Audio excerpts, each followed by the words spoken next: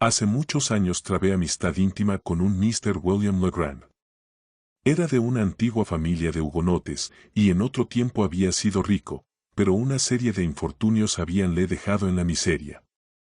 Para evitar la humillación consiguiente a sus desastres, abandonó Nueva Orleans, la ciudad de sus antepasados, y fijó su residencia en la isla de Sullivan, cerca de Charleston, en Carolina del Sur. Esta isla es una de las más singulares.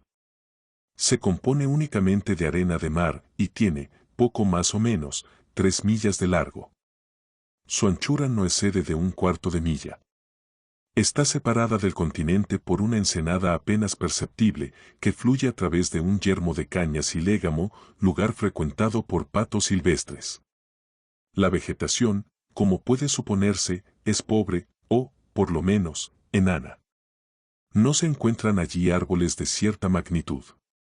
Cerca de la punta occidental, donde se alza el fuerte Moultrie y algunas miserables casuchas de madera habitadas durante el verano por las gentes que huyen del polvo y de las fiebres de Charleston, puede encontrarse, es cierto, el palmito erizado, pero la isla entera, a excepción de ese punto occidental y de un espacio árido y blancuzco que bordea el mar, está cubierta de una espesa maleza del mirto oloroso tan apreciado por los horticultores ingleses. El arbusto alcanza allí con frecuencia una altura de 15 o 20 pies y forma una casi impenetrable espesura, cargando el aire con su fragancia. En el lugar más recóndito de esa maleza, no lejos del extremo oriental de la isla, es decir, del más distante, Legrand se había construido él mismo una pequeña cabaña que ocupaba cuando por primera vez, y de un modo simplemente casual, hice su conocimiento. Este pronto acabó en amistad, pues había muchas cualidades en el recluso que atraían el interés y la estimación. Le encontré bien educado, de una singular inteligencia, aunque infestado de misantropía, y sujeto a perversas alternativas de entusiasmo y de melancolía. Tenía consigo muchos libros, pero rara vez los utilizaba. Sus principales diversiones eran la caza y la pesca, o vagar a lo largo de la playa, entre los mirtos, en busca de conchas o de ejemplares entomológicos. Su colección de estos hubiera podido suscitar la envidia de un Swammerdam. En todas estas excursiones iba, por lo general, acompañado de un negro sirviente, llamado Júpiter, que había sido manumitido antes de los reveses de la familia, pero al que no habían podido convencer, ni con amenazas ni con promesas, a abandonar lo que él consideraba su derecho a seguir los pasos de su joven Massa Will. No es improbable que los parientes de Legrand, juzgando que éste tenía la cabeza algo trastornada, se dedicaran a infundir aquella obstinación en Júpiter, con intención de que vigilase y custodiase al vagabundo. Los inviernos en la latitud de la isla de Sullivan son rara vez rigurosos, y al finalizar el año resulta un verdadero acontecimiento que se requiera encender fuego. Sin embargo, hacia mediados de octubre de 2018, hubo un día de frío notable. Aquella fecha, antes de la puesta del sol, subí por el camino entre la maleza hacia la cabaña de mi amigo, a quien no había visitado hacía varias semanas, pues residía yo por aquel tiempo en Charleston, a una distancia de 9 millas de la isla, y las facilidades para ir y volver eran mucho menos grandes que hoy día. Al llegar a la cabaña llamé, como era mi costumbre, y no recibiendo respuesta, busqué la llave donde sabía que estaba escondida, abrí la puerta y entré. Un hermoso fuego llameaba en el hogar. Era una sorpresa, y, por cierto, de las agradables.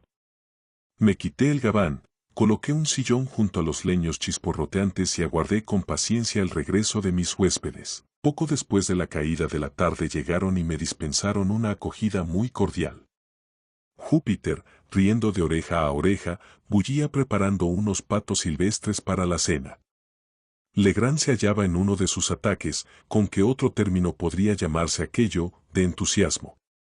Había encontrado un bivalvo desconocido que formaba un nuevo género, y, más aún, había cazado y cogido un escarabajo que creía totalmente nuevo, pero respecto al cual deseaba conocer mi opinión a la mañana siguiente. ¿Y por qué no esta noche?, pregunté, frotando mis manos ante el fuego y enviando al diablo toda la especie de los escarabajos. «Ah, si hubiera yo sabido que estaba usted aquí», dijo Legrand. «Pero hace mucho tiempo que no le había visto, ¿y cómo iba yo a adivinar que iba usted a visitarme precisamente esta noche?». Cuando volvía a casa, me encontré al teniente G del fuerte, y sin más ni más, le he dejado el escarabajo, así que le será a usted imposible verle hasta mañana.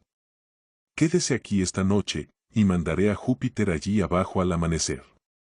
Es la cosa más encantadora de la creación. ¿El qué? ¿El amanecer? ¡Qué disparate! No. El escarabajo. Es de un brillante color dorado, aproximadamente del tamaño de una nuez, con dos manchas de un negro azabache, una, cerca de la punta posterior, y la segunda, algo más alargada, en la otra punta.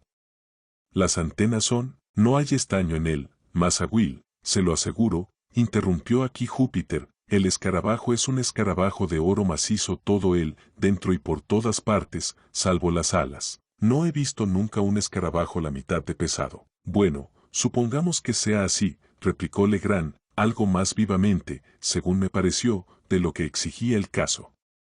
¿Es esto una razón para dejar que se quemen las aves?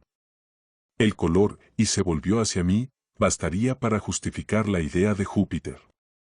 No habrá usted visto nunca un reflejo metálico más brillante que el que emite su caparazón, pero no podrá usted juzgarlo hasta mañana. Entretanto, intentaré darle una idea de su forma, dijo esto sentándose ante una mesita sobre la cual había una pluma y tinta, pero no papel. Buscó un momento en un cajón, sin encontrarlo. No importa, dijo, por último, esto bastará. Y sacó del bolsillo de su chaleco algo que me pareció un trozo de viejo pergamino muy sucio, e hizo encima una especie de dibujo con la pluma. Mientras lo hacía, permanecí en mi sitio junto al fuego, pues tenía aún mucho frío. Cuando terminó su dibujo me lo entregó sin levantarse. Al cogerlo, se oyó un fuerte gruñido, al que siguió un ruido de rascadura en la puerta. Júpiter abrió, y un enorme Terranova, perteneciente a Legrand, se precipitó dentro, y, echándose sobre mis hombros, me abrumó a caricias, pues yo le había prestado mucha atención en mis visitas anteriores. Cuando acabó de dar brincos, miré el papel, y, a decir verdad, me sentí perplejo ante el dibujo de mi amigo. Bueno, dije después de contemplarlo unos minutos, esto es un extraño escarabajo, lo confieso nuevo para mí, no he visto nunca nada parecido antes, a menos que sea un cráneo o una calavera, a lo cual se parece más que a ninguna otra cosa que haya caído bajo mi observación. Una calavera, repitió Legrand. Oh, sí bueno, tiene ese aspecto indudablemente en el papel. Las dos manchas negras parecen unos ojos, ¿eh? Y la más larga de abajo parece una boca, además, la forma entera es ovalada. Quizás sea así, dije, pero temo que usted no sea un artista. Legrand. Debo esperar a ver el insecto mismo para hacerme una idea de su aspecto. En fin, no sé, dijo él, un poco irritado, dibujo regularmente, o, al menos, debería dibujar, pues he tenido buenos maestros, y me jacto de no ser de todo tonto. Pero entonces, mi querido compañero, usted bromea, dije, esto es un cráneo muy pasable, puedo incluso decir que es un cráneo excelente, conforme a las vulgares nociones que tengo acerca de tales ejemplares de la fisiología, y su escarabajo será el más extraño de los escarabajos del mundo si se parece a esto.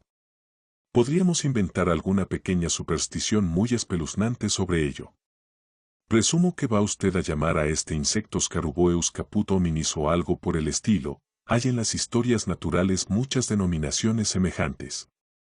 Pero ¿dónde están las antenas de que usted habló? Las antenas, dijo Legrand, que parecía acalorarse inexplicablemente con el tema. Estoy seguro de que debe usted de ver las antenas. Las he hecho tan claras cual lo son en el propio insecto, y presumo que es muy suficiente. Bien, bien, dije, ¿acaso las haya hecho usted y yo no las veo aún? Y le tendí el papel sin más observaciones, no queriendo irritarle, pero me dejó muy sorprendido el giro que había tomado la cuestión, su mal humor me intrigaba, y en cuanto al dibujo del insecto, allí no había en realidad antenas visibles, y el conjunto se parecía enteramente a la imagen ordinaria de una calavera. Recogió el papel, muy malhumorado, y estaba a punto de estrujarlo y de tirarlo, sin duda, al fuego, cuando una mirada casual al dibujo pareció encadenar su atención. En un instante su cara enrojeció intensamente, y luego se quedó muy pálida. Durante algunos minutos, siempre sentado, siguió examinando con minuciosidad el dibujo. A la larga se levantó, cogió una vela de la mesa y fue a sentarse sobre un arca de barco en el rincón más alejado de la estancia. Allí se puso a examinar con ansiedad el papel, dándole vueltas en todos sentidos. No dijo nada, empero, y su actitud me dejó muy asombrado, pero juzgué prudente no exacerbar con ningún comentario su mal humor creciente. Luego sacó de su bolsillo una cartera, metió con cuidado en ella el papel y lo depositó todo dentro de un escritorio, que cerró con llave. Recobró entonces la calma, pero su primer entusiasmo había desaparecido por completo. Aún así, parecía mucho más abstraído que malhumorado. A medida que avanzaba la tarde, se mostraba más absorto en un sueño, del que no lograron arrancarle ninguna de mis ocurrencias. Al principio había yo pensado pasar la noche en la cabaña, como hacía con frecuencia antes, pero, viendo a mi huésped en aquella actitud, juzgué más conveniente marcharme. No me instó a que me quedase, pero al partir, estrechó mi mano con más cordialidad que de costumbre. Un mes o cosa así después de esto, y durante ese lapso de tiempo no volví a ver a Legrand, recibí la visita, en Charleston, de su criado Júpiter. No había yo visto nunca al viejo y buen negro tan decaído, y temí que le hubiera sucedido a mi amigo algún serio infortunio. Bueno, Júpiter, dije. ¿Qué hay de nuevo? ¿Cómo está tu amo? Vaya. A decir verdad, Masa, no está tan bien como debiera. ¿Que no está bien? Siento de verdad la noticia. ¿De qué se queja? Ah, caramba. Ahí está la cosa. No se queja nunca de nada, pero, de todas maneras, está muy malo, Júpiter. ¿Por qué no lo has dicho enseguida? ¿Está en la cama? No, no está en la cama. No está bien en ninguna parte, y ahí le aprieta el zapato. Tengo la cabeza trastornada con el pobre Masa Will. Júpiter, quisiera comprender algo de eso que me cuentas. Dices que tu amo está enfermo. ¿No te ha dicho qué tiene? Bueno, Masa, es inútil romperse la cabeza pensando en eso. Masa Will dice que no tiene nada, pero entonces ¿por qué va de un lado para otro, con la cabeza baja y la espalda curvada, mirando al suelo, más blanco que una oca? Y haciendo garrapatos todo el tiempo. ¿Haciendo qué? Haciendo números con figuras sobre una pizarra, las figuras más raras que he visto nunca. Le digo que voy sintiendo miedo. Tengo que estar siempre con un ojo sobre él. El otro día se me escapó antes de amanecer y estuvo fuera todo el santo día. Habla yo cortado un buen palo para darle una tunda de las que duelen cuando volviese a comer, pero fui tan tonto que no tuve valor, parece tan desgraciado. ¿Cómo? Ah, sí. Después de todo has hecho bien en no ser demasiado severo con el pobre muchacho. No hay que pegarle, Júpiter, no está bien, seguramente. Pero no puedes formarte una idea de lo que ha ocasionado esa enfermedad o más bien ese cambio de conducta. ¿Le ha ocurrido algo desagradable desde que no le veo? No, Masa, no ha ocurrido nada desagradable desde entonces, sino antes, sí, eso temo, el mismo día en que usted estuvo allí. ¿Cómo? ¿Qué quiere decir? Pues, quiero hablar del escarabajo, y nada más. ¿De qué? Del escarabajo. Estoy seguro de que Masa Will ha sido picado en alguna parte de la cabeza por ese escarabajo de oro. ¿Y qué motivos tienes tú, Júpiter, para hacer tal suposición? Tiene ese bicho demasiadas uñas para eso, y también boca. No he visto nunca un escarabajo tan endiablado, coge y pica todo lo que se le acerca. Masa Will le había cogido, pero enseguida le soltó, se lo aseguro. Le digo a usted que entonces es, sin duda, cuando le ha picado. La cara y la boca de ese escarabajo no me gustan, por eso no he querido cogerlo con mis dedos, pero he buscado un trozo de papel para meterlo. Le envolví en un trozo de papel con otro pedacito en la boca, así lo hice. ¿Y tú crees que tu amo ha sido picado realmente por el escarabajo, y que esa picadura le ha puesto enfermo? No lo creo, lo sé. ¿Por qué está siempre soñando con oro, sino porque le ha picado el escarabajo de oro? Ya he oído hablar de esos escarabajos de oro, pero ¿cómo sabes que sueña con oro? ¿Cómo lo sé? Porque habla de ello hasta durmiendo, por eso lo sé. Bueno, Júpiter, quizá tengas razón, pero ¿a qué feliz circunstancia debo hoy el honor de tu visita? ¿Qué quiere usted decir, Masa? ¿Me traes algún mensaje de Mr. Legrand? No, Masa, le traigo este papel. Y Júpiter me entregó una esquela que decía lo siguiente: querido amigo, ¿por qué no le veo hace tanto tiempo? Espero que no cometerá usted la tontería de sentirse ofendido por aquella pequeña brusquedad mía, pero no es probable. Desde que le vi, siento un gran motivo de inquietud. Tengo algo que decirle, pero apenas sé cómo decírselo, o incluso no sé si se lo diré. No estoy del todo bien desde hace unos días, y el pobre viejo Júpiter me aburre de un modo insoportable con sus buenas intenciones y cuidados. ¿Lo creerá usted?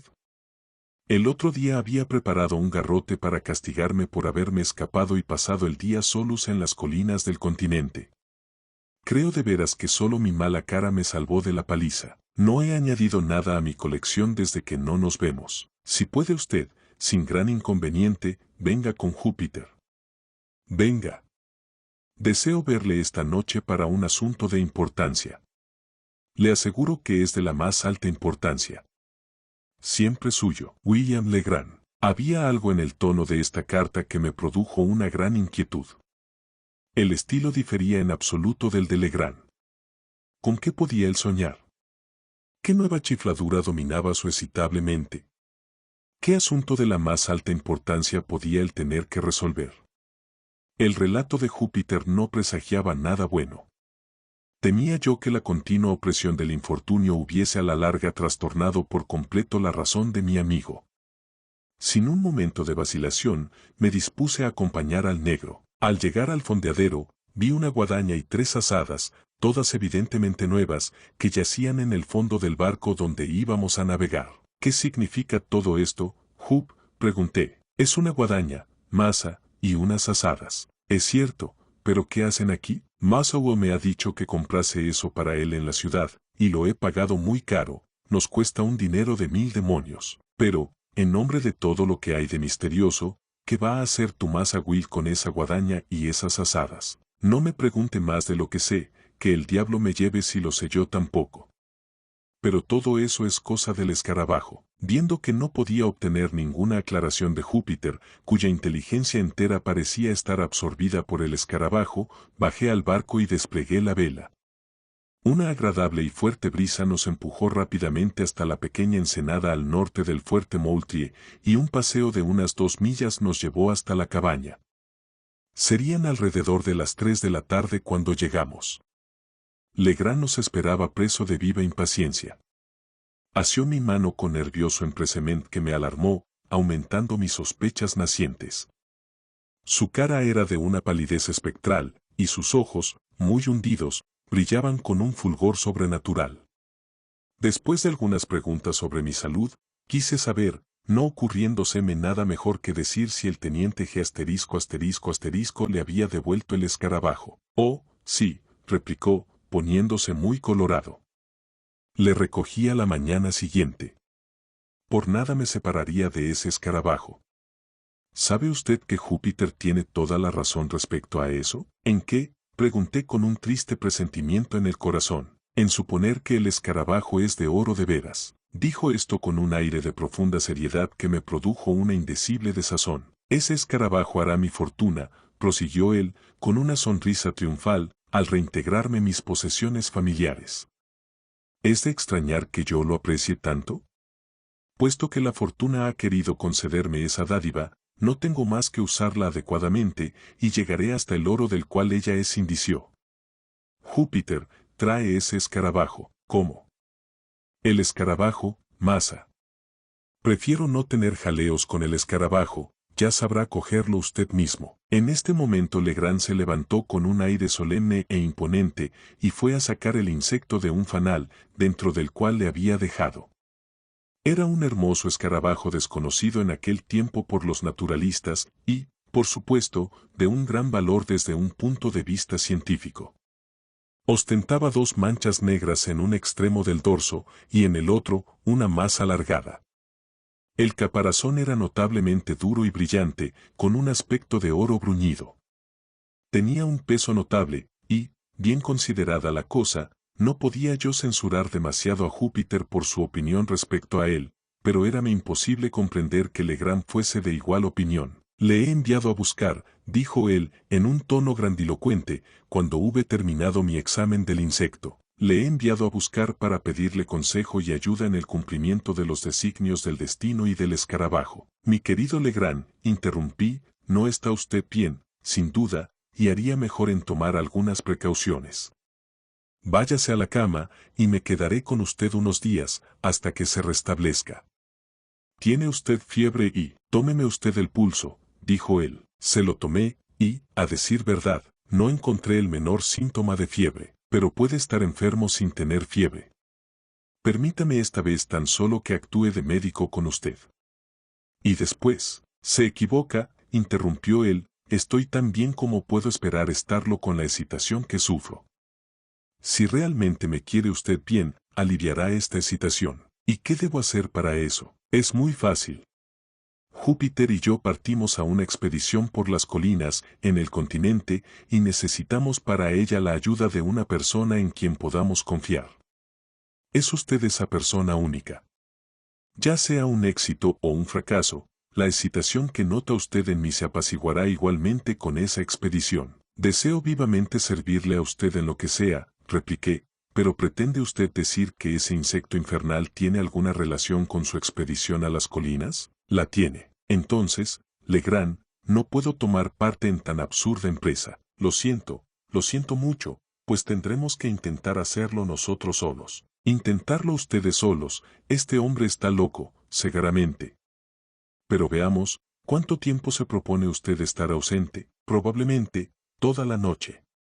Vamos a partir enseguida, y en cualquiera de los casos, estaremos de vuelta al salir el sol. Y me promete por su honor que, cuando ese capricho haya pasado y el asunto del escarabajo, Dios mío, esté arreglado a su satisfacción, ¿volverá usted a casa y seguirá con exactitud mis prescripciones como las de su médico? Sí, se lo prometo, y ahora, partamos, pues no tenemos tiempo que perder. Acompañé a mi amigo, con el corazón apesadumbrado.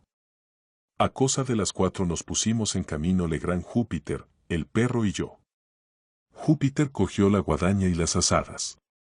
Insistió en cargar con todo ello, más bien, me pareció, por temor a dejar una de aquellas herramientas en manos de su amo que por un exceso de celo o de complacencia. Mostraba un humor de perros, y estas palabras, condenado escarabajo, fueron las únicas que se escaparon de sus labios durante el viaje. Por mi parte estaba encargado de un par de linternas, mientras Legrand se había contentado con el escarabajo, que llevaba atado al extremo de un trozo de cuerda, lo hacía girar de un lado para otro, con un aire de nigromante, mientras caminaba. Cuando observaba yo aquel último y supremo síntoma del trastorno mental de mi amigo, no podía apenas contener las lágrimas. Pensé, no obstante, que era preferible exceder a su fantasía, al menos por el momento, o hasta que pudiese yo adoptar algunas medidas más enérgicas con una probabilidad de éxito. Entretanto, intenté, aunque en vano, sondearle respecto al objeto de la expedición.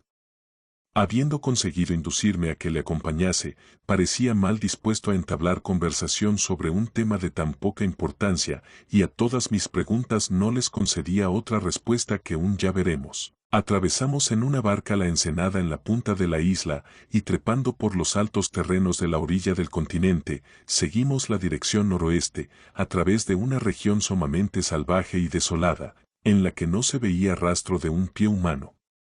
Legrand avanzaba con decisión, deteniéndose solamente algunos instantes, aquí y allá, para consultar ciertas señales que debía de haber dejado él mismo en una ocasión anterior. Caminamos así cerca de 2 horas, e iba a peonerse el sol, cuando entramos en una región infinitamente más triste que todo lo que habíamos visto antes. Era una especie de meseta cerca de la cumbre de una colina casi inaccesible, cubierta de espesa arboleda desde la base a la cima, y sembrada de enormes bloques de piedra que parecían esparcidos en mezcolanza sobre el suelo, y muchos de los cuales se hubieran precipitado a los valles inferiores sin la contención de los árboles en que se apoyaban.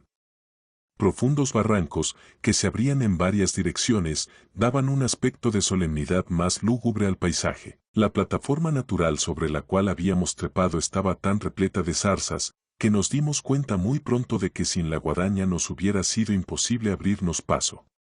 Júpiter, por orden de su amo, se dedicó a despejar el camino hasta el pie de un enorme tulípero que se alzaba, entre 8 o 10 robles, sobre la plataforma, y que lo sobrepasaba a todos, así como a los árboles que había yo visto hasta entonces, por la belleza de su follaje y forma, por la inmensa expansión de su ramaje y por la majestad general de su aspecto. Cuando hubimos llegado a aquel árbol, Legrand se volvió hacia Júpiter y le preguntó si se creía capaz de trepar por él. El viejo pareció un tanto azarado por la pregunta y durante unos momentos no respondió. Por último, se acercó al enorme tronco, dio la vuelta a su alrededor y lo examinó con minuciosa atención. Cuando hubo terminado su examen, dijo simplemente: «Sí, masa, Jup no ha encontrado en su vida árbol al que no pueda trepar. Entonces, sube lo más deprisa posible, pues pronto habrá demasiada oscuridad para ver lo que hacemos». «¿Hasta dónde debo subir, masa?», preguntó Júpiter. «Sube primero por el tronco, y entonces te diré qué camino debes seguir». «Ah, detente ahí. Lleva contigo este escarabajo». «El escarabajo, Masa Will, el escarabajo de oro», gritó el negro, retrocediendo con terror. «¿Por qué debo llevar ese escarabajo conmigo sobre el árbol? ¿Qué me condene si lo hago? Si tienes miedo, Jup, tú, un negro grande y fuerte como pareces a tocar un pequeño insecto muerto e inofensivo, puedes llevarle con esta cuerda, pero si no quieres cogerle de ningún modo, me veré en la necesidad de abrirte la cabeza con esta azada». «¿Qué le pasa ahora, masa?», dijo Jup, avergonzado, sin duda, y más complaciente. Siempre ha de tomarla con su viejo negro. Era solo una broma y nada más. ¿Tener yo miedo al escarabajo? Pues sí que me preocupa a mí el escarabajo. Cogió con precaución la punta de la cuerda y, manteniendo al insecto tan lejos de su persona como las circunstancias lo permitían, se dispuso a subir al árbol. 2. En su juventud, el tulípero o Liriodendron tupiferum, el más magnífico de los árboles selváticos americanos, tiene un tronco liso en particular y se eleva con frecuencia a gran altura, sin producir ramas laterales. Pero cuando llega a su madurez, la corteza se vuelve rugosa y desigual, mientras pequeños rudimentos de ramas aparecen en gran número sobre el tronco. Por eso la dificultad de la ascensión, en el caso presente, lo era mucho más en apariencia que en la realidad. Abrazando lo mejor que podía el enorme cilindro con sus brazos y sus rodillas, haciendo con las manos algunos brotes y apoyando sus pies descalzos sobre los otros, Júpiter, después de haber estado a punto de caer una o dos veces, se izó al final hasta la primera gran bifurcación y pareció entonces considerar el asunto como virtualmente realizado.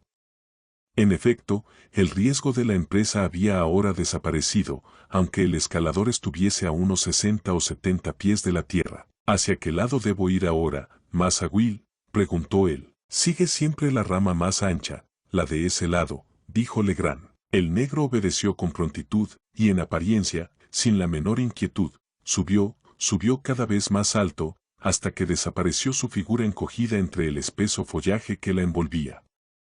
Entonces se dejó oír su voz lejana gritando: «¿Debo subir mucho todavía?». «¿A qué altura estás?», preguntó Legrand. «Estoy tan alto», replicó el negro, «que puedo ver el cielo a través de la copa del árbol». «No te preocupes del cielo, pero atiende a lo que te digo. Mira hacia abajo el tronco y cuenta las ramas que hay debajo de ti por ese lado». «¿Cuántas ramas has pasado?». «1, 2, 3, 4, 5. «He pasado 5 ramas por ese lado, masa». «Entonces sube una rama más». Al cabo de unos minutos la voz se oyó de nuevo, anunciando que había alcanzado la 7ª rama. «Ahora, Jup», gritó Legrand, con una gran agitación, «quiero que te abras camino sobre esa rama hasta donde puedas. Si ves algo extraño, me lo dices». Desde aquel momento las pocas dudas que podía haber tenido sobre la demencia de mi pobre amigo se disiparon por completo. No me quedaba otra alternativa que considerarle como atacado de locura. Me sentí seriamente preocupado con la manera de hacerle volver a casa.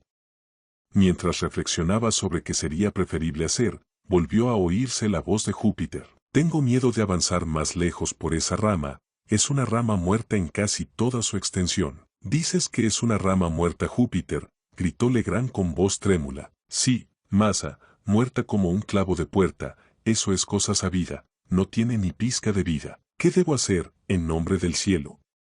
Preguntó Legrand, que parecía sumido en una gran desesperación. ¿Qué debe hacer? Dije, satisfecho de que aquella oportunidad me permitiese colocar una palabra, volver a casa y meterse en la cama. Vámonos ya. Sea usted amable, compañero.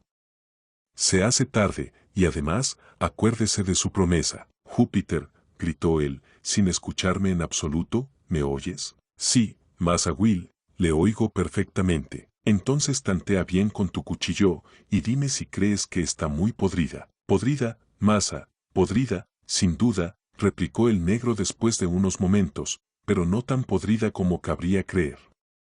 Podría avanzar un poco más, si estuviese yo solo sobre la rama, eso es verdad. Si estuvieras tú solo. ¿Qué quieres decir? Hablo del escarabajo. Es muy pesado el tal escarabajo. Supongo que, si lo dejase caer, la rama soportaría bien, sin romperse, el peso de un negro. Maldito bribón, gritó Legrand, que parecía muy reanimado. ¿Qué tonterías estás diciendo? Si dejas caer el insecto, te retuerzo el pescuezo.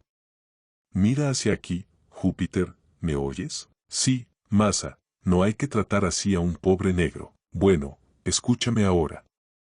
Si te arriesgas sobre la rama todo lo lejos que puedas hacerlo sin peligro y sin soltar el insecto, te regalaré $1 de plata tan pronto como hayas bajado. Ya voy, masa Will, ya voy allá, replicó el negro con prontitud.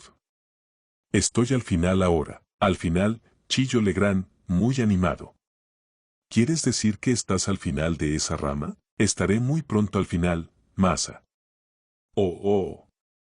Dios mío, misericordia. ¿Qué es eso que hay sobre el árbol? Bien. Gritó Legrand muy contento. ¿Qué es eso? Pues solo una calavera. Alguien dejó su cabeza sobre el árbol, y los cuervos han picoteado toda la carne. Una calavera, dices. Muy bien. ¿Cómo está atada a la rama? ¿Qué la sostiene? Seguramente, se sostiene bien, pero tendré que ver. Ah. Es una cosa curiosa, palabra, hay un clavo grueso clavado en esta calavera, que la retiene al árbol. Bueno, ahora, Júpiter, haz exactamente lo que voy a decirte. ¿Me oyes? Sí, masa. Fíjate bien, y luego busca el ojo izquierdo de la calavera. Oh, esto sí que es bueno. No tiene ojo izquierdo ni por asomo. Maldita estupidez la tuya. ¿Sabes distinguir bien tu mano izquierda de tu mano derecha? Sí que lo sé muy bien, mi mano izquierda es con la que parto la leña. Seguramente, eres zurdo. Y tu ojo izquierdo está del mismo lado de tu mano izquierda. Ahora supongo que podrás encontrar el ojo izquierdo de la calavera o el sitio donde estaba ese ojo. ¿Lo has encontrado? Hubo una larga pausa. Y finalmente, el negro preguntó, ¿el ojo izquierdo de la calavera está del mismo lado que la mano izquierda del cráneo también? Porque la calavera no tiene mano alguna. No importa. Ahora he encontrado el ojo izquierdo, aquí está el ojo izquierdo. ¿Qué debo hacer ahora? Deja pasar por él el escarabajo, tan lejos como pueda llegar la cuerda, pero ten cuidado de no soltar la punta de la cuerda. Ya está hecho todo, masa Will. Era cosa fácil hacer pasar el escarabajo por el agujero. Mírelo cómo baja. Durante este coloquio, no podía verse ni la menor parte de Júpiter, pero el insecto que él dejaba caer aparecía ahora visible al extremo de la cuerda y brillaba, como una bola de oro bruñido a los últimos rayos del sol poniente, algunos de los cuales iluminaban todavía un poco la eminencia sobre la que estábamos colocados. El escarabajo, al descender, sobresalía visiblemente de las ramas, y si el negro le hubiese soltado, habría caído a nuestros pies. Legrand cogió enseguida la guadaña y despejó un espacio circular de 3 o 4 yardas de diámetro, justo debajo del insecto. Una vez hecho esto, ordenó a Júpiter que soltase la cuerda y que bajase del árbol. Con gran cuidado clavó mi amigo una estaca en la tierra sobre el lugar preciso donde había caído el insecto, y luego sacó de su bolsillo una cinta para medir. La ató por una punta al sitio del árbol que estaba más próximo a la estaca, la desenrolló hasta esta y siguió desenrollándola en la dirección señalada por aquellos 2 puntos, la estaca y el tronco. Hasta una distancia de 50 pies, Júpiter limpiaba de zarzas el camino con la guadaña. En el sitio así encontrado clavó una segunda estaca y, tomándola como centro, describió un tosco círculo de unos 4 pies de diámetro, aproximadamente. Cogió entonces una de las azadas, dio la otra a Júpiter y la otra a mí, y nos pidió que cavásemos lo más deprisa posible. A decir verdad, yo no había sentido nunca un especial agrado con semejante diversión, y en aquel momento preciso renunciaría a ella, pues la noche avanzaba, y me sentía muy fatigado con el ejercicio que hube de hacer. Pero no veía modo alguno de escapar de aquello, y temía perturbar la ecuanimidad de mi pobre amigo con una negativa. De haber podido contar efectivamente con la ayuda de Júpiter no hubiese yo vacilado en llevar a la fuerza al lunático a su casa, pero conocía demasiado bien el carácter del viejo negro para esperar su ayuda en cualquier circunstancia, y más en el caso de una lucha personal con su amo. No dudaba yo que Legrand estaba contaminado por alguna de las innumerables supersticiones del sur referentes a los tesoros escondidos, y que aquella fantasía hubiera sido confirmada por el hallazgo del escarabajo, o quizá por la obstinación de Júpiter en sostener que era un escarabajo de oro de verdad. Una mentalidad predispuesta a la locura podía dejarse arrastrar por tales sugestiones, sobre todo si concordaban con sus ideas favoritas preconcebidas. Y entonces recordé el discurso del pobre muchacho referente al insecto que iba a ser el indicio de su fortuna. Por encima de todo ello me sentía enojado y perplejo, pero al final decidí hacer ley de la necesidad y cavar con buena voluntad para convencer lo antes posible al visionario con una prueba ocular de la falacia de las opiniones que él mantenía. Encendimos las linternas y nos entregamos a nuestra tarea con un celo digno de una causa más racional, y como la luz caía sobre nuestras personas y herramientas, no pude impedirme pensar en el grupo pintoresco que formábamos, y en que si algún intruso hubiese aparecido, por casualidad, en medio de nosotros, habría creído que realizábamos una labor muy extraña y sospechosa. Cavamos con firmeza durante 2 horas. Oíanse pocas palabras, y nuestra molestia principal la causaban los ladridos del perro, que sentía un interés excesivo por nuestros trabajos. A la larga se puso tan alborotado, que temimos diese la alarma a algunos merodeadores de las cercanías, o más bien era el gran temor de Legrand, pues, por mi parte, me habría regocijado cualquier interrupción que me hubiera permitido hacer volver al vagabundo a su casa. Finalmente, fue acallado el alboroto por Júpiter, quien, lanzándose fuera del hoyo con un aire resuelto y furioso, embozaló el hocico del animal con uno de sus tirantes y luego volvió a su tarea con una risita ahogada. Cuando expiró el tiempo mencionado, el hoyo había alcanzado una profundidad de 5 pies. Y aún así, no aparecía el menor indicio de tesoro. Hicimos una pausa general, y empecé a tener la esperanza de que la farsa tocaba a su fin. Legrand, sin embargo, aunque a todas luces muy desconcertado, se enjugó la frente con aire pensativo y volvió a empezar. Habíamos cavado el círculo entero de 4 pies de diámetro, y ahora superamos un poco aquel límite y cavamos 2 pies más. No apareció nada. El buscador de oro, por el que sentía yo una sincera compasión, saltó del hoyo al cabo, con la más amarga desilusión grabada en su cara, y se decidió, lenta y pesarosamente, a ponerse la chaqueta, que se había quitado al empezar su labor. En cuanto a mí, me guardé de hacer ninguna observación. Júpiter, a una señal de su mano, comenzó a recoger las herramientas. Hecho esto, y una vez quitado el bozal al perro, volvimos en un profundo silencio hacia la casa. Habríamos dado acaso una docena de pasos, cuando, con un tremendo juramento, Legrand se arrojó sobre Júpiter y le agarró del cuello. El negro, atónito, abrió los ojos y la boca en todo su tamaño, soltó las azadas y cayó de rodillas. «Eres un bergante», dijo Legrand, haciendo silbar las sílabas entre sus labios apretados, «un malvado negro. Habla, te digo. Contéstame al instante y sin mentir. ¿Cuál es tu ojo izquierdo? Oh, misericordia, Massa Will. No es, segaramente, mi ojo izquierdo», rugió, aterrorizado, Júpiter, poniendo su mano sobre el órgano derecho de su visión y manteniéndola allí con la tenacidad de la desesperación. como si temiese que su amo fuese a arrancárselo. Lo sospechaba. Lo sabía. ¡Hurra!, vociferó Legrand, soltando al negro y dando una serie de corbetas y cabriolas ante el gran asombro de su criado, quien, alzándose sobre sus rodillas, miraba en silencio a su amo y a mí y a su amo. «Vamos. Debemos volver», dijo este, «no está aún perdida la partida», y se encaminó de nuevo hacia el tulípero. «Júpiter», dijo, cuando llegamos al pie del árbol, «ven aquí».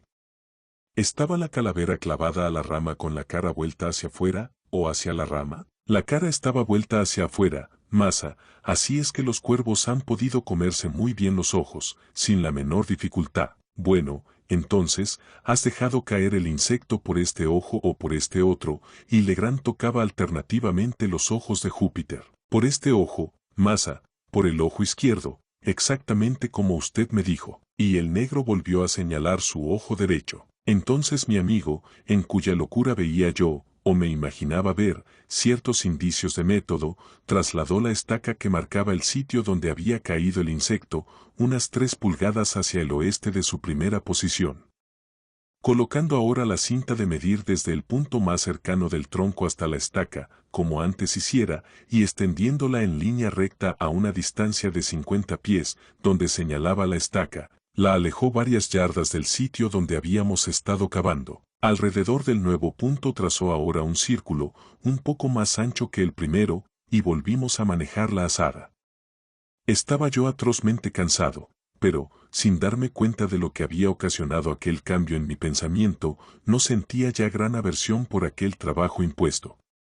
Me interesaba de un modo inexplicable, más aún, me excitaba. Tal vez había en todo el extravagante comportamiento de Legrand cierto aire de presciencia, de deliberación, que me impresionaba. Cavaba con ardor, y de cuando en cuando me sorprendía buscando, por decirlo así, con los ojos movidos de un sentimiento que se parecía mucho a la espera, aquel tesoro imaginario, cuya visión había trastornado a mi infortunado compañero. En uno de esos momentos en que tales fantasías mentales se habían apoderado más a fondo de mí, y cuando llevábamos trabajando quizá 1 hora y media, fuimos de nuevo interrumpidos por los violentos ladridos del perro.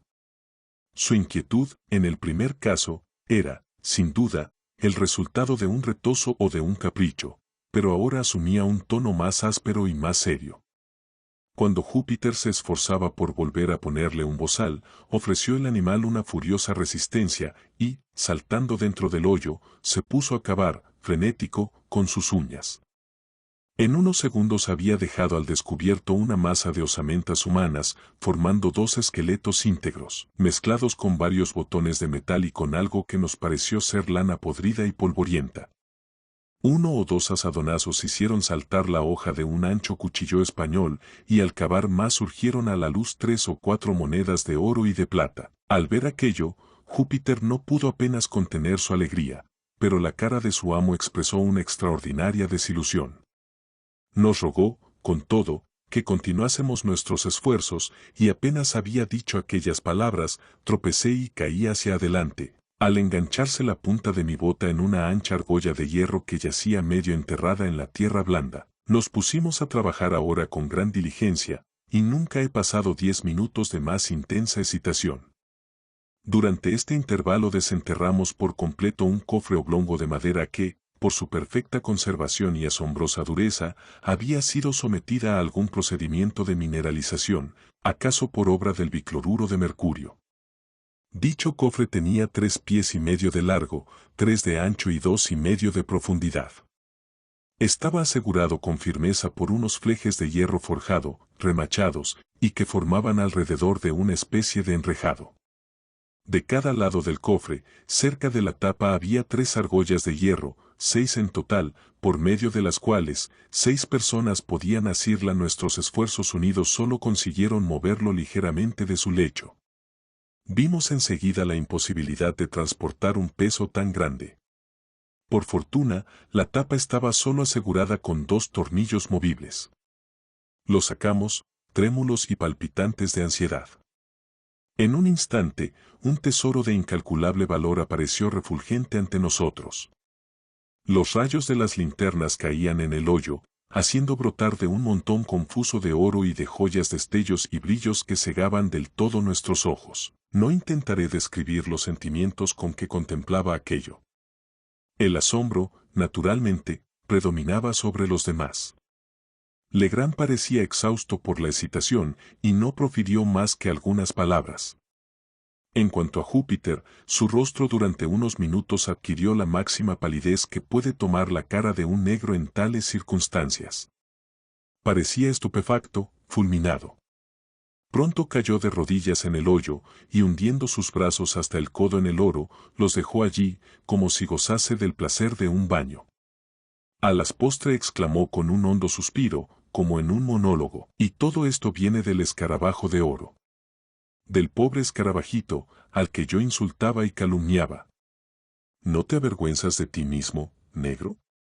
Anda, contéstame. Fue menester, por último, que despertase a ambos, al amo y al criado, ante la conveniencia de transportar el tesoro. Se hacía tarde y teníamos que desplegar cierta actividad, si queríamos que todo estuviese en seguridad antes del amanecer.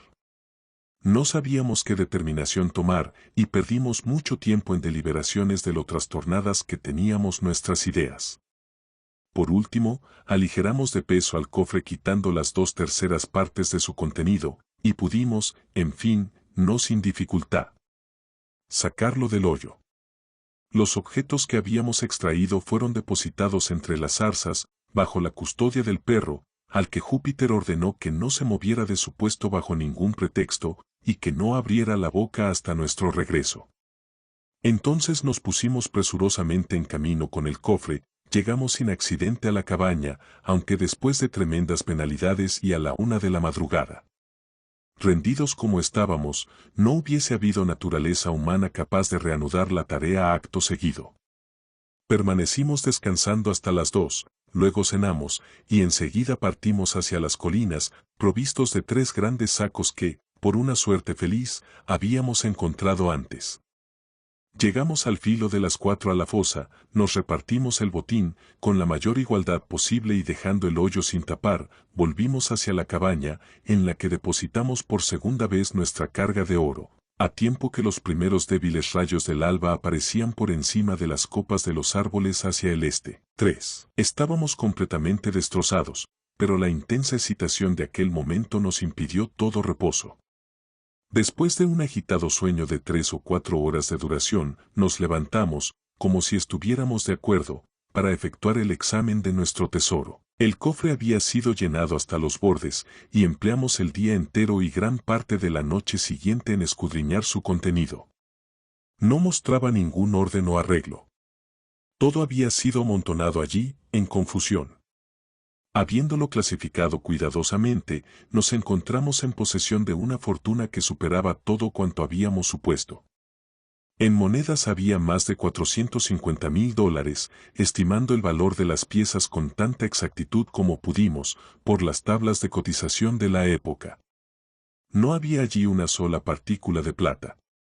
Todo era oro de una fecha muy antigua y de una gran variedad, monedas francesas, españolas y alemanas, con algunas guineas inglesas y varios discos de los que no habíamos visto antes ejemplar alguno. Había varias monedas muy grandes y pesadas pero tan desgastadas que nos fue imposible descifrar sus inscripciones. No se encontraba allí ninguna americana. La valoración de las joyas presentó muchas más dificultades. Había diamantes, algunos de ellos muy finos y voluminosos, en total 110, y ninguno pequeño, 18 rubíes de un notable brillo, 310 esmeraldas hermosísimas, 21 zafiros y un ópalo. Todas aquellas piedras habían sido arrancadas de sus monturas y arrojadas en revoltijo al interior del cofre. En cuanto a las monturas mismas, que clasificamos aparte del otro oro, parecían haber sido machacadas a martillazos para evitar cualquier identificación.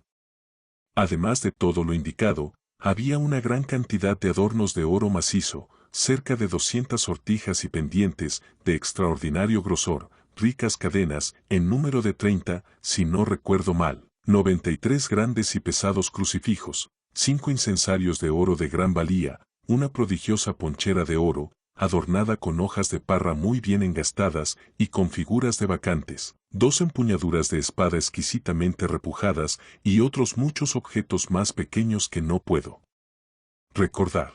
El peso de todo ello excedía de las 350 libras a Bois, y en esta valoración no he incluido 197 relojes de oro soberbios, 3 de los cuales valdrían cada uno $500. Muchos eran viejísimos y desprovistos de valor como tales relojes, sus maquinarias habían sufrido más o menos de la corrosión de la tierra, pero todos estaban ricamente adornados con pedrerías y las cajas eran de gran precio. Valoramos aquella noche el contenido total del cofre en $1,500,000 y cuando más tarde dispusimos de los dijes y joyas, quedándonos con algunos para nuestro uso personal, nos encontramos con que habíamos hecho una tasación muy por debajo del tesoro. Cuando terminamos nuestro examen y al propio tiempo se calmó un tanto aquella intensa excitación, Legrand, que me veía consumido de impaciencia por conocer la solución de aquel extraordinario enigma, entró a pleno detalle en las circunstancias relacionadas con él. Recordará usted, dijo, la noche en que le mostré el tosco bosquejo que había hecho del escarabajo. Recordará también que me molestó mucho el que insistiese en que mi dibujo se parecía a una calavera. Cuando hizo usted por primera vez su afirmación, creí que bromeaba, pero después pensé en las manchas especiales sobre el dorso del insecto, y reconocí en mi interior que su observación tenía en realidad cierta ligera base. A pesar de todo, me irritó su burla respecto a mis facultades gráficas, pues estoy considerado como un buen artista, y por eso, cuando me tendió usted el trozo de pergamino, estuve a punto de estrujarlo y de arrojarlo, enojado, al fuego. ¿Se refiere usted al trozo de papel?, dije. No, aquello tenía el aspecto de papel, y al principio yo mismo supuse que lo era, pero, cuando quise dibujar sobre él, descubrí enseguida que era un trozo de pergamino muy viejo. Estaba todo sucio, como recordará. Bueno, cuando me disponía a estrujarlo, mis ojos cayeron sobre el esbozo que usted había examinado, y ya puede imaginarse mi asombro al percibir realmente la figura de una calavera en el sitio mismo donde había yo creído dibujar el insecto. Durante un momento me sentí demasiado atónito para pensar con sensatez. Sabía que mi esbozo era muy diferente en detalle de este, aunque existiese cierta semejanza en el contorno general. Cogí enseguida una vela y, sentándome al otro extremo de la habitación, me dediqué a un examen minucioso del pergamino. Dándole vueltas, vi mi propio bosquejo sobre el reverso, ni más ni menos que como lo había hecho. Mi primera impresión fue entonces de simple sorpresa ante la notable semejanza efectiva del contorno, y resulta una coincidencia singular el hecho de aquella imagen, desconocida para mí, que ocupaba el otro lado del pergamino debajo mismo de mi dibujo del escarabajo, y de la calavera aquella que se parecía con tanta exactitud a dicho dibujo no solo en el contorno, sino en el tamaño. Digo que la singularidad de aquella coincidencia me dejó pasmado durante un momento. Es este el efecto habitual de tales coincidencias. La mente se esfuerza por establecer una relación, una hilación de causa y efecto, y siendo incapaz de conseguirlo, sufrí una especie de parálisis pasajera. Pero cuando me recobré de aquel estupor, sentí surgir en mí poco a poco una convicción que me sobrecogió más aún que aquella coincidencia. Comencé a recordar de una manera clara y positiva que no había ningún dibujo sobre el pergamino cuando hice mi esbozo del escarabajo. Tuve la absoluta certeza de ello, pues me acordé de haberle dado vueltas a un lado y a otro buscando el sitio más limpio. Si la calavera hubiera estado allí, la habría yo visto, por supuesto. Existía allí un misterio que me sentía incapaz de explicar, pero desde aquel mismo momento me pareció ver brillar débilmente, en las más remotas y secretas cavidades de mi entendimiento, una especie de luciérnaga de la verdad de la cual nos había aportado la aventura de la última noche una prueba tan magnífica. Me levanté al punto, y guardando con cuidado el pergamino dejé toda reflexión ulterior para cuando pudiese estar solo. En cuanto se marchó usted, y Júpiter estuvo profundamente dormido, me dediqué a un examen más metódico de la cuestión. En primer lugar, quise comprender de qué modo aquel pergamino estaba en mi poder. El sitio en que descubrimos el escarabajo se hallaba en la costa del continente, a una milla aproximada al este de la isla, pero a corta distancia sobre el nivel de la marea alta. Cuando le cogí, me picó con fuerza, haciendo que le soltase. Júpiter, con su acostumbrada prudencia, antes de agarrar el insecto, que había volado hacia él, buscó a su alrededor una hoja o algo parecido con que apresarlo. En ese momento sus ojos, y también los míos, cayeron sobre el trozo de pergamino que supuse era un papel. Estaba medio sepultado en la arena, asomando una parte de él. Cerca del sitio donde lo encontramos vi los restos del casco de un gran barco, según me pareció. Aquellos restos de un naufragio debían de estar allí desde hacía mucho tiempo, pues apenas podía distinguirse su semejanza con la armazón de un barco. Júpiter recogió, pues, el pergamino, envolvió en él al insecto y me lo entregó. Poco después volvimos a casa y encontramos al teniente G*****. Le enseñé el ejemplar y me rogó que le permitiese llevárselo al fuerte. Accedí a ello y se lo metió en el bolsillo de su chaleco sin el pergamino en que iba envuelto y que había conservado en la mano durante su examen.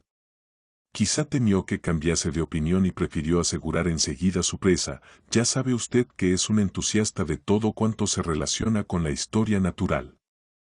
En aquel momento, sin darme cuenta de ello, debí de guardarme el pergamino en el bolsillo. Recordará usted que cuando me senté ante la mesa a fin de hacer un bosquejo del insecto no encontré papel donde habitualmente se guarda.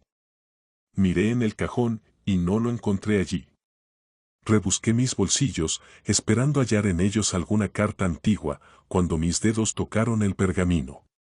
Le detallo a usted de un modo exacto cómo cayó en mi poder, pues las circunstancias me impresionaron con una fuerza especial. Sin duda alguna, usted me creyó un soñador, pero yo había establecido ya una especie de conexión. Acababa de unir dos eslabones de una gran cadena. Allí había un barco que naufragó en la costa, y no lejos de aquel barco, un pergamino, no un papel, con una calavera pintada sobre él. Va usted, naturalmente, a preguntarme, ¿dónde está la relación? Le responderé que la calavera es el emblema muy conocido de los piratas. Llevan izado el pabellón con la calavera en todos sus combates. Como le digo, era un trozo de pergamino, y no de papel. El pergamino es de una materia duradera casi indestructible. Rara vez se consignan sobre uno cuestiones de poca monta, ya que se adapta mucho peor que el papel a las simples necesidades del dibujo o de la escritura. Esta reflexión me indujo a pensar en algún significado, en algo que tenía relación con la calavera. No dejé tampoco de observar la forma del pergamino. Aunque una de las esquinas aparecía rota por algún accidente, podía verse bien que la forma original era oblonga. Se trataba precisamente de una de esas tiras que se escogen como memorándum, para apuntar algo que desea uno conservar largo tiempo y con cuidado. Pero, le interrumpí, dice usted que la calavera no estaba sobre el pergamino cuando dibujó el insecto. ¿Cómo, entonces, establece una relación entre el barco y la calavera, puesto que esta última, según su propio aserto, debe de haber sido dibujada, Dios únicamente sabe cómo y por quién, en algún periodo posterior a su apunte del escarabajo? Sobre eso gira todo el misterio, aunque he tenido, en comparación, poca dificultad en resolver ese extremo del secreto. Mi marcha era segura y no podía conducirme más que a un solo resultado. Razoné así, por ejemplo, al dibujar el escarabajo, no aparecía la calavera sobre el pergamino.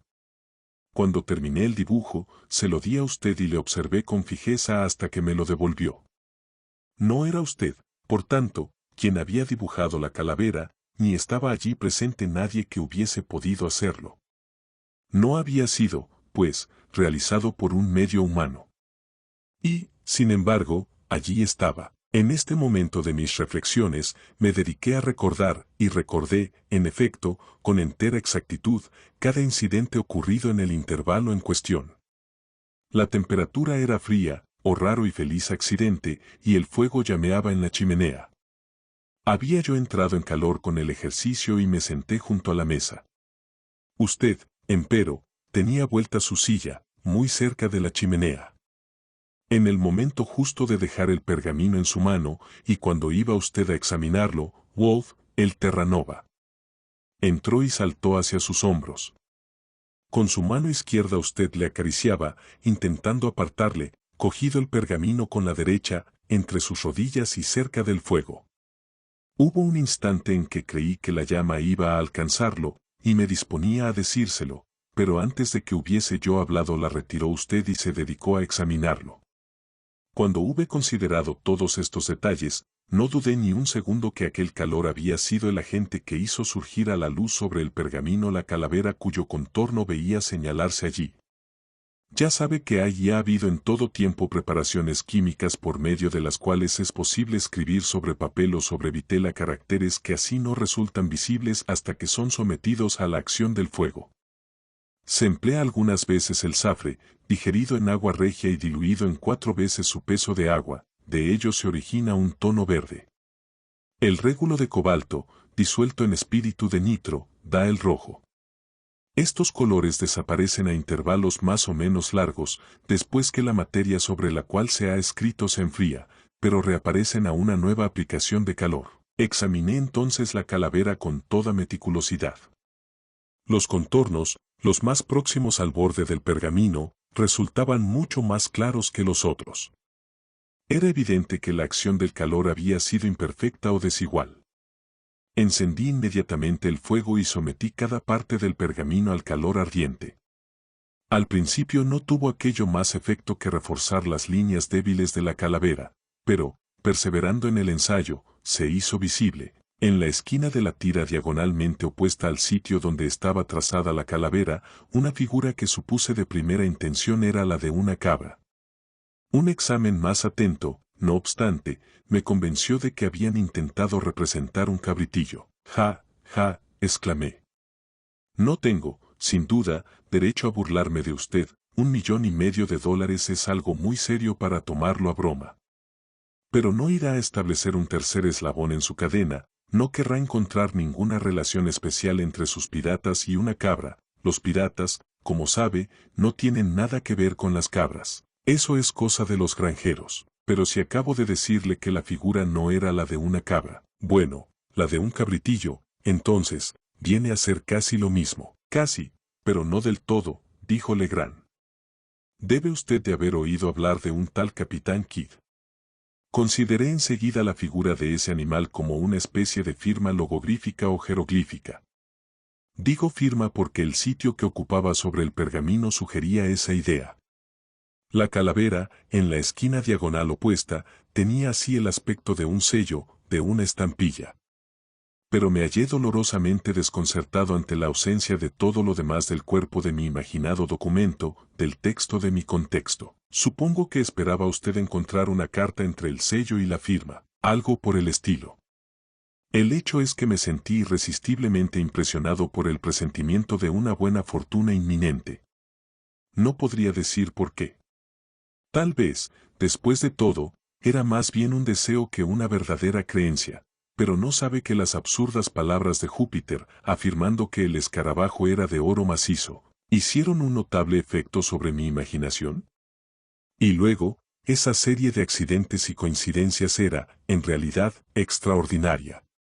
Observa usted lo que había de fortuito en que esos acontecimientos ocurriesen el único día del año en que ha podido hacer, el suficiente frío para necesitarse fuego, y que, sin ese fuego, o sin la intervención del perro en el preciso momento en que apareció, no habría podido yo enterarme de lo de la calavera, ni habría entrado nunca en posesión del tesoro. Pero continúe.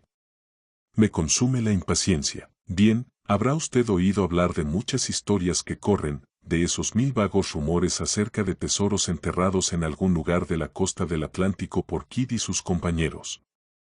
Esos rumores desde hace tanto tiempo y con tanta persistencia, ello se debía, a mi juicio, tan solo a la circunstancia de que el tesoro enterrado permanecía enterrado.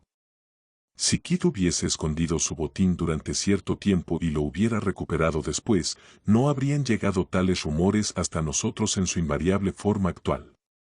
Observe que esas historias giran todas alrededor de buscadores, no de descubridores de tesoros.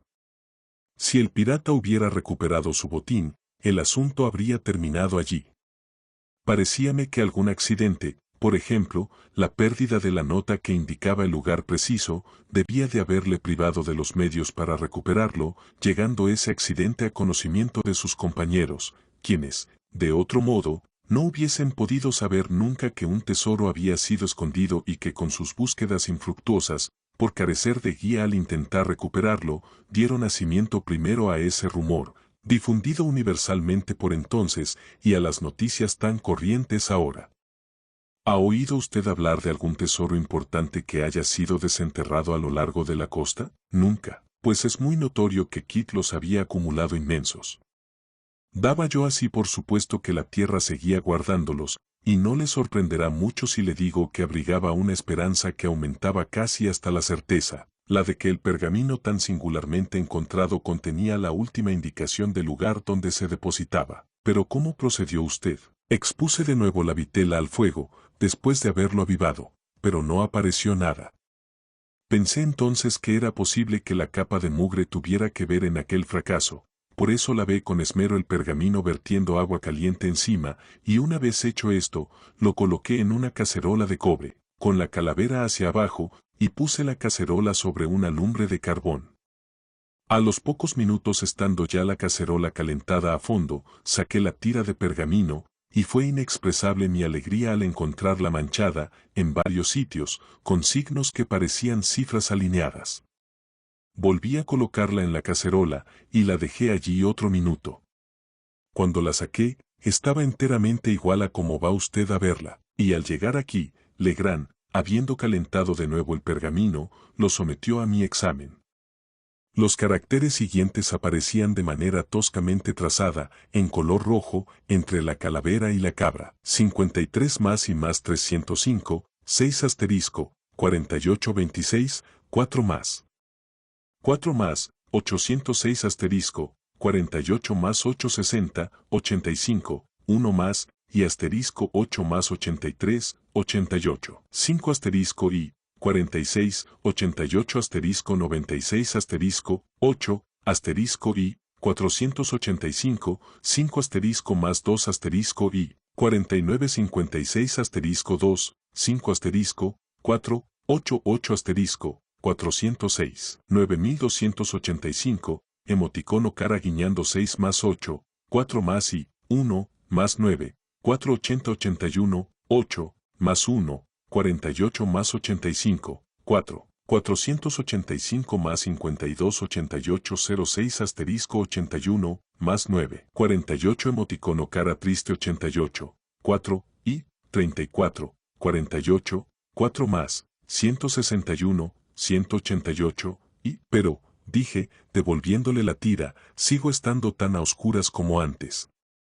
Si todas las joyas de Golconda esperasen de mí la solución de este enigma, estoy en absoluto seguro de que sería incapaz de obtenerlas. Y el caso, dijo Legrand, que la solución no resulta tan difícil como cabe imaginarla tras del primer examen apresurado de los caracteres. Estos caracteres, según pueden todos adivinarlo fácilmente, forman una cifra, es decir, contienen un significado, pero por lo que sabemos de Kidd, no podía suponerle capaz de construir una de las más abstrusas criptografías. Pensé, pues, lo primero, que esta era de una clase sencilla, aunque tal, sin embargo, que pareciese absolutamente indescifrable para la tosca inteligencia del marinero, sin la clave. ¿Y la resolvió usted, en verdad? Fácilmente, había yo resuelto otras 10.000 veces más complicadas. Las circunstancias y cierta predisposición mental me han llevado a interesarme por tales acertijos, y es, en realidad, dudoso que el genio humano pueda crear un enigma de ese género que el mismo ingenio humano no resuelva con una aplicación adecuada. En efecto, una vez que logré descubrir una serie de caracteres visibles, no me preocupó apenas la simple dificultad de desarrollar su significación. En el presente caso, y realmente en todos los casos de escritura secreta, la primera cuestión se refiere al lenguaje de la cifra, pues los principios de solución, en particular tratándose de las cifras más sencillas, dependen del genio peculiar de cada idioma y pueden ser modificadas por este.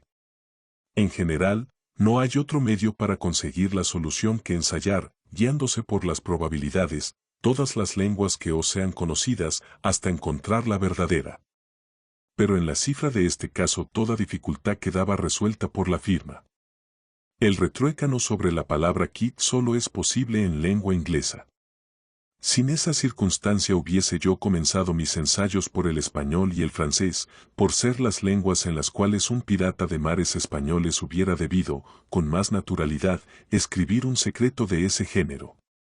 Tal como se presentaba, presumí que el criptograma era inglés. Y fíjese usted en que no hay espacios entre las palabras. Si los hubiese habido, la tarea habría sido fácil en comparación. En tal caso hubiera yo comenzado por hacer una colación y un análisis de las palabras cortas, y de haber encontrado, como es muy probable, una palabra de una sola letra, a o y uno, yo, por ejemplo, habría estimado la solución asegurada. Pero como no había espacios allí, mi primera medida era averiguar las letras predominantes así como las que se encontraban con menor frecuencia. Las conté todas y formé la siguiente tabla. El signo 8 aparece 33 veces. 26, 4, 19, y 16. Asterisco, 13, 5, 12, 6, 11, más 1, 10, 0, 8, 9 y 2, 5, y 3, 4, 3. Signo pi, 2, y, una vez. Ahora bien, la letra que se encuentra con mayor frecuencia en inglés es la E. Después, la serie es la siguiente, AOY de HNRSTUYCFGLMWKPQXZ. La E predomina de un modo tan notable, que es raro encontrar una frase sola de cierta longitud de la que no sea el carácter principal. Tenemos, pues, nada más comenzar, una base para algo más que una simple conjetura. El uso general que puede hacerse de esa tabla es obvio, pero para esta cifra particular solo nos serviremos de ella muy parcialmente. Puesto que nuestro signo predominante es el 8, empezaremos por ajustarlo a la E del alfabeto natural. Para comprobar esta suposición, observemos si el 8 aparece a menudo por pares, pues la E se dobla con gran frecuencia en inglés, en palabras como, por ejemplo, meet, speed, seen, vinegary, etc. En el caso presente, vemos que está doblado lo menos 5 veces, aunque el criptograma sea breve. Tomemos, pues, el 8 como E. Ahora, de todas las palabras de la lengua, D es la más usual, por tanto, debemos ver si no está repetida la combinación de 3 signos, siendo el último de ellos el 8. Si descubrimos repeticiones de tal letra, así dispuestas, representarán, muy probablemente, la palabra D. Una vez comprobado esto, encontraremos no menos de 7 de tales combinaciones, siendo los signos 48 en total. Podemos, pues, suponer que representa T, 4 representa H y 8 representa E, quedando este último así comprobado. Hemos dado ya un gran paso. Acabamos de establecer una sola palabra, pero ello nos permite establecer también un punto más importante, es decir, varios comienzos y terminaciones de otras palabras. Veamos, por ejemplo, el penúltimo caso en que aparece la combinación, 48 casi al final de la cifra. Sabemos que el que viene inmediatamente después es el comienzo de una palabra y de los 6 signos que siguen a ese D, conocemos, por lo menos, 5. Sustituyamos, pues, esos signos por las letras que representan, dejando un espacio para el desconocido. Debemos, lo primero, desechar el TH como no formando parte de la palabra que comienza por la primera T, pues vemos, ensayando el alfabeto entero para adaptar una letra al hueco, que es imposible formar una palabra de la que ese TH pueda formar parte.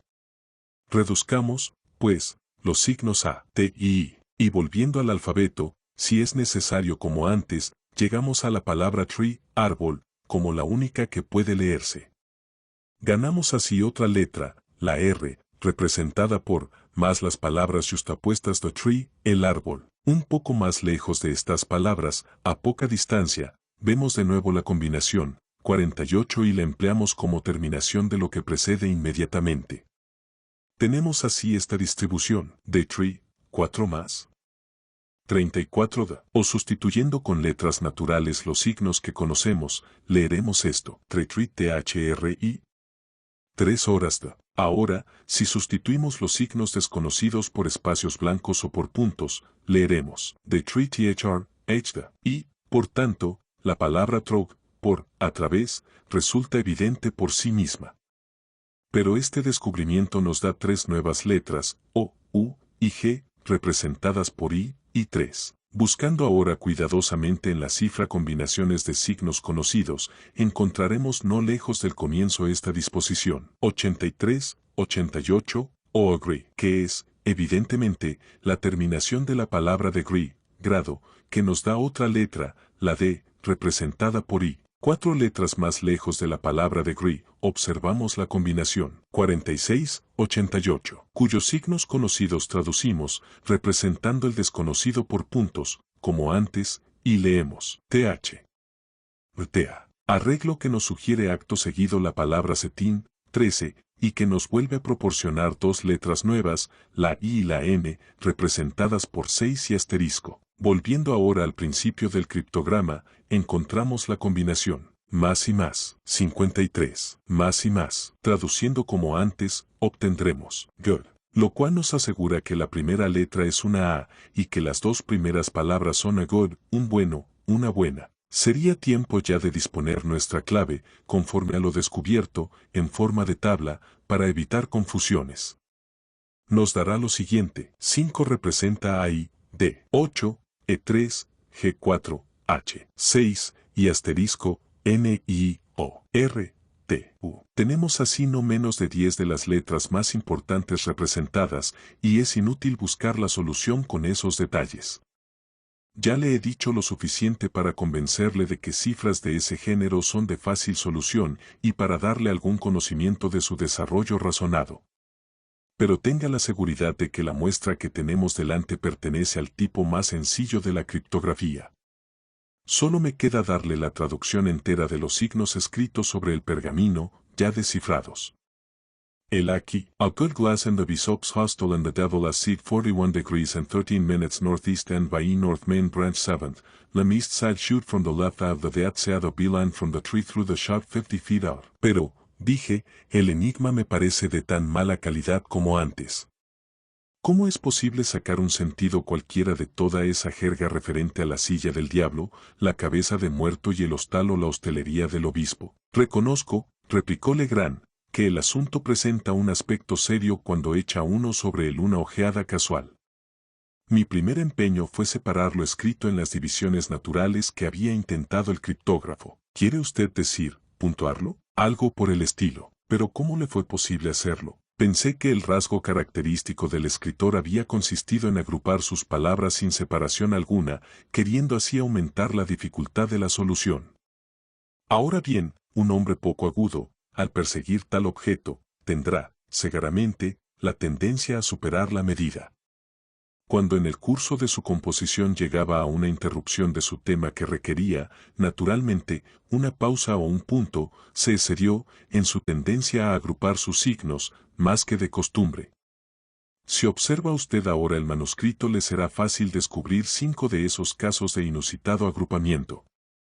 Utilizando ese indicio hice la consiguiente división. A good glass in the Bishop's Hostel and the Devil's Ear, 41 degrees and 13 minutes, northeast and by E North, Main Branch 7th Leimert Side, shoot from the left of the Death's Head, a beeline from the tree through the shot 50 feet out. Aún con esa separación, dije, sigo estando a oscuras. También yo lo estuve, replicó Legrand, por espacio de algunos días, durante los cuales realicé diligentes pesquisas en las cercanías de la isla de Sullivan, sobre una casa que llevase el nombre de Hotel del Obispo, pues, por supuesto, deseché la palabra anticuada hostal, hostería.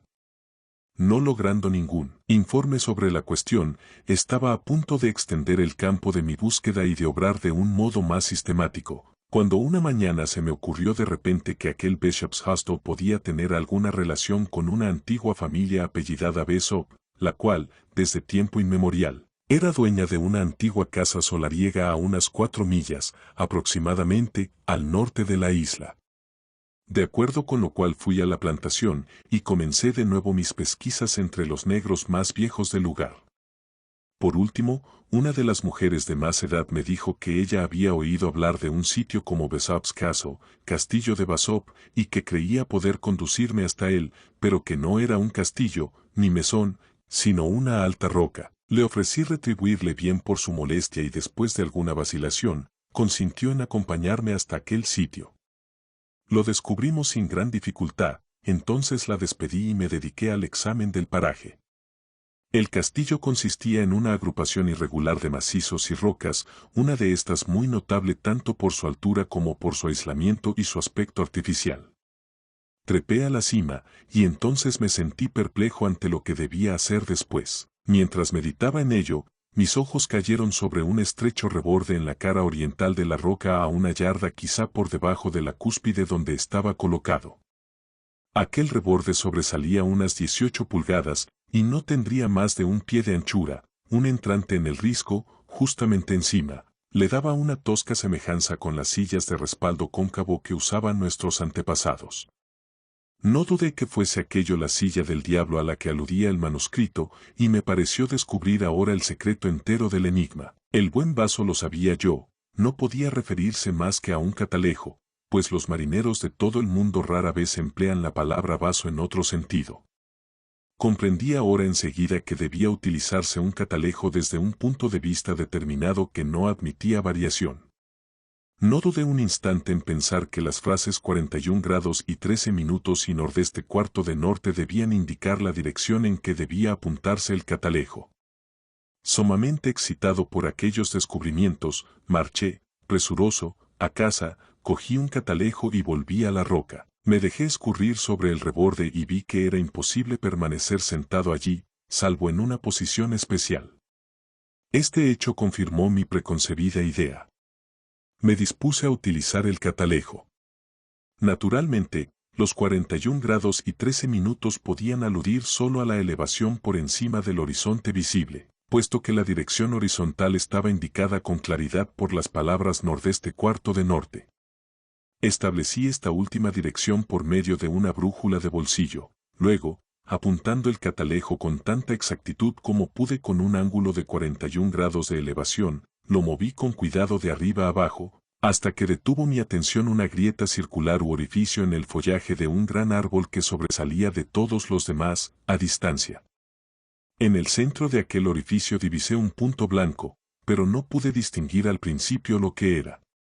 Graduando el foco del catalejo, volví a mirar, y comprobé ahora que era un cráneo humano. Después de este descubrimiento, consideré con entera confianza el enigma como resuelto, pues la frase rama principal, séptimo vástago, lado este no podía referirse más que a la posición de la calavera sobre el árbol, mientras lo de soltar desde el ojo izquierdo de la cabeza de muerto no admitía tampoco más que una interpretación con respecto a la busca de un tesoro enterrado. Comprendí que se trataba de dejar caer una bala desde el ojo izquierdo, y que una línea recta, línea de abeja, partiendo del punto más cercano al tronco por la bala, o por el punto donde cayese la bala, y extendiéndose desde allí a una distancia de 50 pies, indicaría el sitio preciso, y debajo de este sitio juzgué que era, por lo menos, posible que estuviese allí escondido un depósito valioso. Todo eso, dije, es harto claro, y asimismo ingenioso, sencillo y explícito.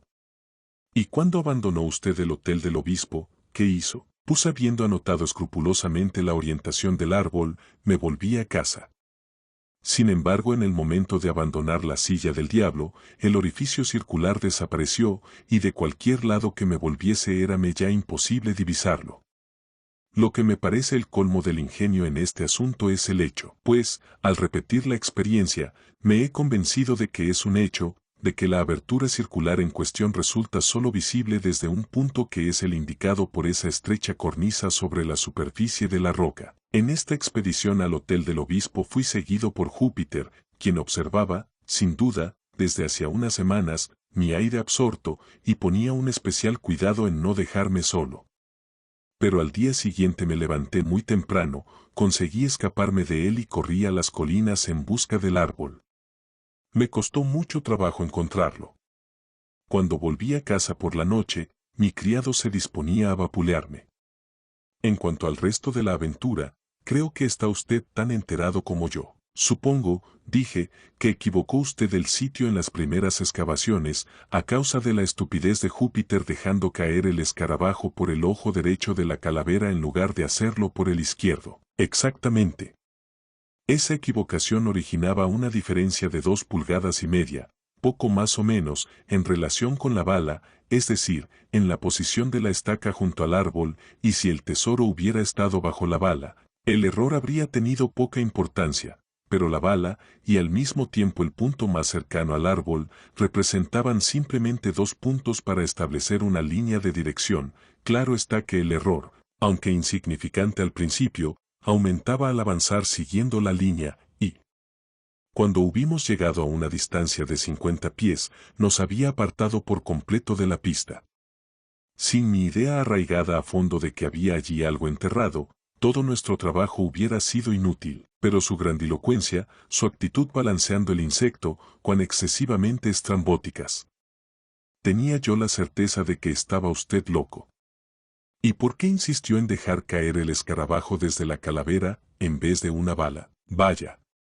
Para serle franco, me sentía algo molesto por sus claras sospechas respecto a mi sano juicio, y decidí castigarle algo, a mi manera, con un poquito de serena mistificación. Por esa razón balanceaba yo el insecto, y por esa razón también quise dejarlo caer desde el árbol. Una observación que hizo usted acerca de su peso me sugirió esta última idea. Sí, lo comprendo, y ahora no hay más que un punto que me desconcierta. ¿Qué vamos a decir de los esqueletos encontrados en el hoyo? Esa es una pregunta a la cual, lo mismo que usted, no sería yo capaz de contestar. No veo, por cierto, más que un modo plausible de explicar eso, pero mi sugerencia entraña una atrocidad tal, que resulta horrible de creer. Aparece claro que Kidd, si fue verdaderamente Kidd quien escondió el tesoro, lo cual no dudo, aparece claro que él debió de hacerse ayudar en su trabajo. Pero, una vez terminado, pudo juzgar conveniente suprimir a todos los que compartían su secreto. ¿Acaso un par de asadonazos fueron suficientes, mientras sus ayudantes estaban ocupados en el hoyo? ¿Acaso necesitó una docena? ¿Quién nos lo dirá?